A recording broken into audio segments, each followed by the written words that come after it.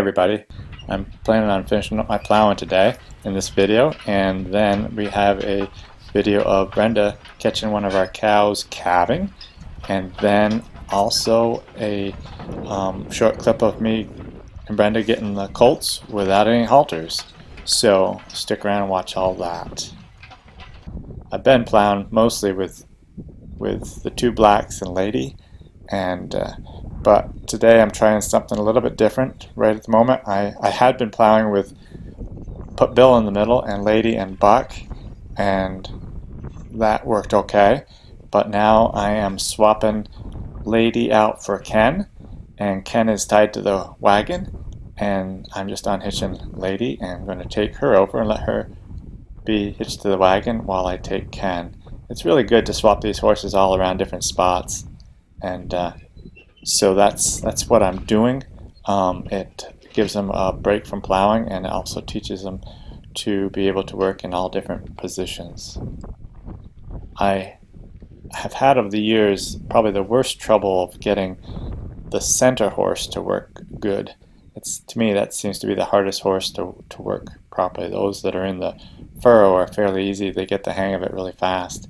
And the outside horse is the same, but the center horse actually has the most difficult time because he has to walk at the right spot to guide the plow to keep it all where it should be.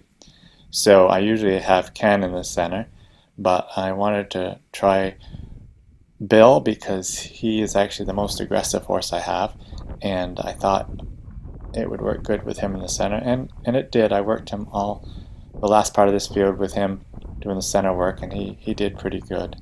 So I'll show you that, and I wanted to explain how I finish up a field. So let's continue on here.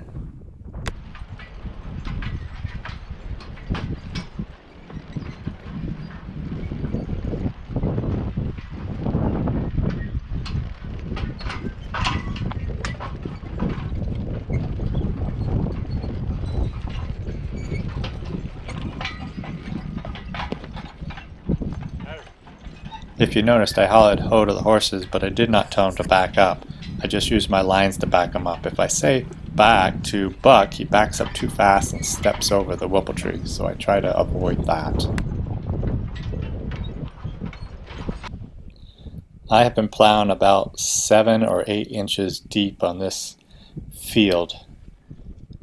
It does seem like on the lower end of the field it's going in just an inch or two deeper than the upper end.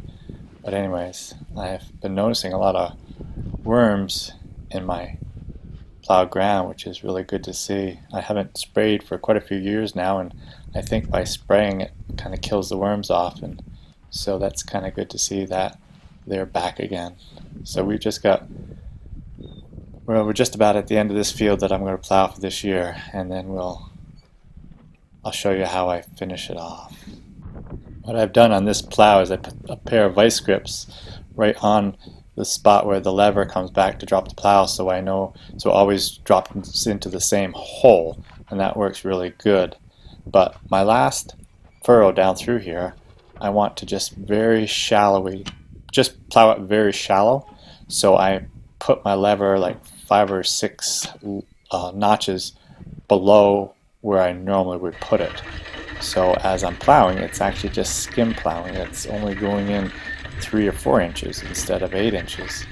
And what that does is it doesn't leave a big furrow there to be tripping over and whatnot. It just kind of smooths things back out again, so as I disc it, it all kind of levels back out again.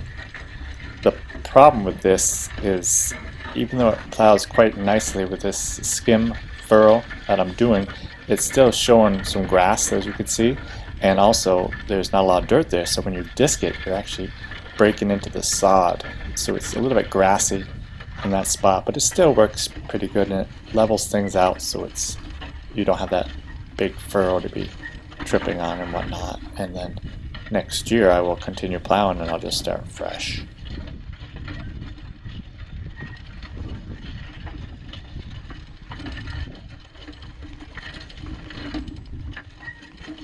I'm getting my plowing done very early this spring. It's still in April, and I won't plant my corn until at least the 10th or 20th of May. So there's several weeks before I need this ground fitted to plant. But as soon as it's good and dry, I will disc it.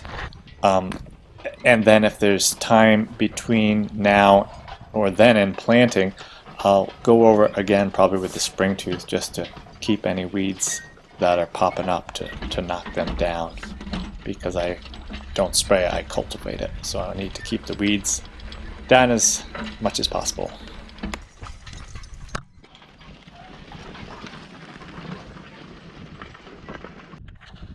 So I'm all done plowing. This is great. And I still have Lady tied to the wagon here.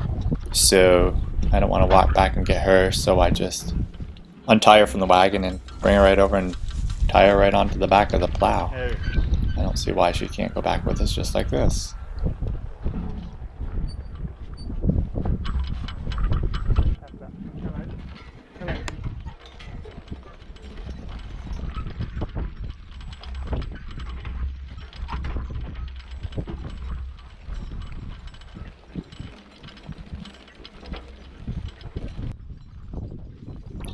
It's been 2 weeks since I planted my oats, and I was hoping they'd be up really good by now, but the weather just hasn't really cooperated. So, but they are up. It's something you probably can't see on the video, but they are growing now.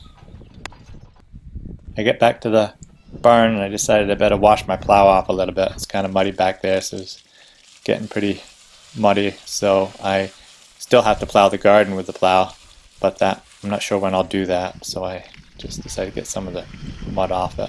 Brenda came over and said she had just witnessed a calf being born, so we thought we'd show you that.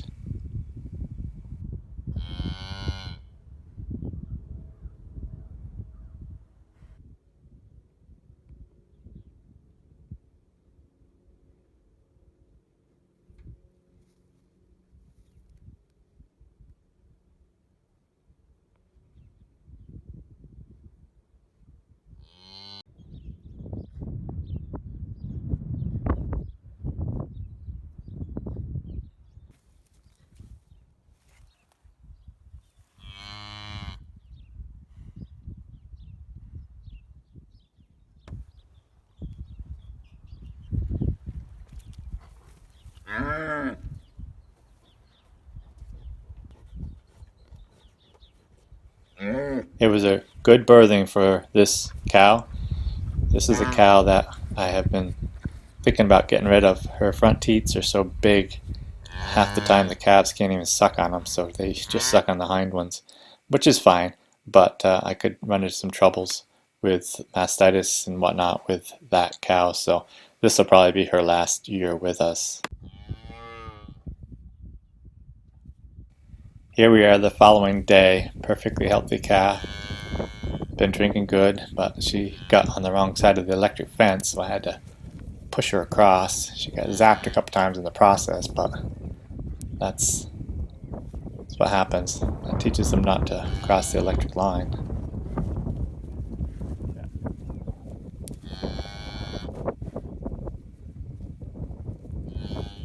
So I think that brings us up to 5 calves. We've got 4 more to go.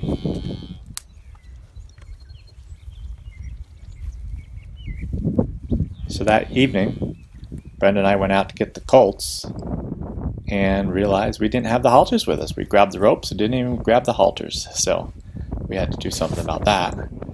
So I'm going to show you what I did. I just took the rope, snapped it into the snap there, and then put the rope up over their head, down through the loop again. There you have a halter. And we led them back to the barn just like that. The rope I have for Earl is really short, and he's not used to having me hold him that close. And he's trying to nibble my hand a little bit. But overall, they walked back really good with their makeshift halters. Take him to the water tub. And take the rope off him. So I'm not to have anything on?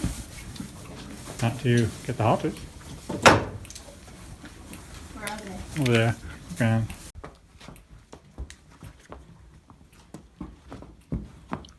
Well, that's it for the main part of our video for today. I hope you enjoyed it. On the end of this video, though, we have some more footage that Abby took with the drone of me plowing. It's 10 minutes long, and most of you might not want to watch the thing, but I just thought it was some good footage that some people would really enjoy watching. So I hope you do enjoy it, and you have a great day.